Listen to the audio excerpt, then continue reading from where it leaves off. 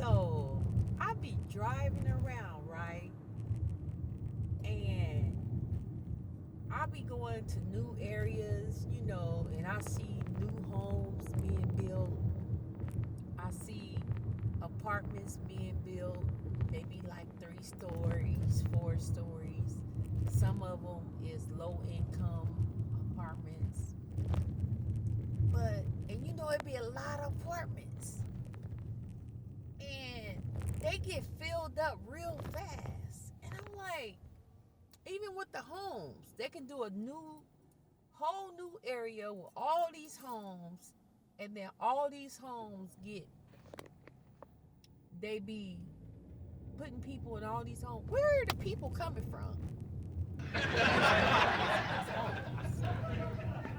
Because it's like they get filled up so fast. It's just like, are the people being planted there? Because it's like, where are they coming from?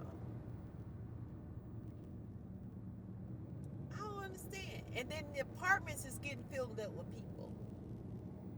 Is it that many people in the world? Because, like, we have a lot of homeless people and they don't have no place. But they're constantly building homes and apartments. But when you try to apply for the apartments, they make it difficult to move in. They want you to make 3 times the rent.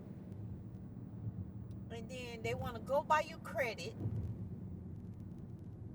And then it's hard getting in them. And when you try to apply, they say, oh, it's a waiting list. It's just like, but how are the people getting in these mugs? Because this is like, in Sacramento, the average rent is like $1,800, $2,000 for a decent apartment. I mean, like $2,500, $2,700 for a 3-bedroom. If you got a lot of kids or whatever. And they want you to make 3 times the rent. So that means you got to be making at least over $6,000 to even qualify for the apartment. So when they make these apartments, are people making that kind of money in Sacramento?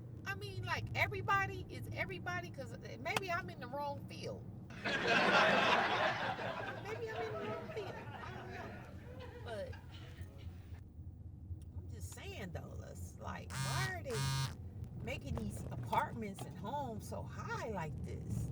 $2,000 a month?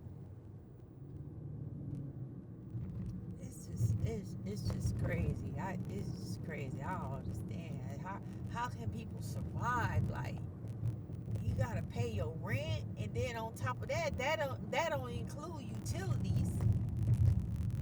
Your utilities, and if you have a car note and your insurance, and then you got kids, you gotta take them back and forth to play sports and go to these games. And then at these games, when I'm tripping off with these games, they charging $15, $20 to $30 to go see your son play. And if your son got 2 or 3 games a week, you coming out the pocket at least $60. At least. That's what my experience.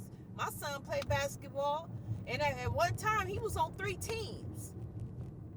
Sometimes I couldn't even afford to even go to none of the games. I'd drop them off and sit in the parking lot, because I already didn't spend $40 going to some of the games. And then you spend all this money to go to the game. Sometimes the coaches don't even play your son, or they don't even play him as much. And you done spent $20.